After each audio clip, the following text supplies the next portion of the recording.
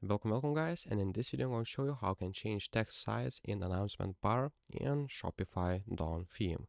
So what you'll need to do is go to basically your store, click on edit theme, and then this should look like this.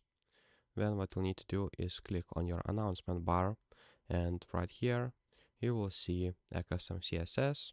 If you don't see this, just zoom out a little bit.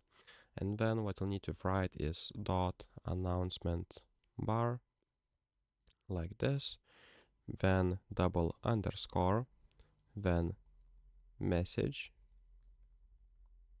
and then dot h5, then open curly brackets, click enter, and then type font dash size, and let's say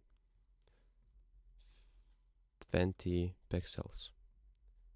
And that should change your text. As you can see, it is larger now. And to change the size, you just basically edit the pixels, let's say 80 pixels. As you can see, it shows the subscribe button. So click that subscribe button. Have a nice day. And also comment down below for the algorithm to help me out. See you in the next one.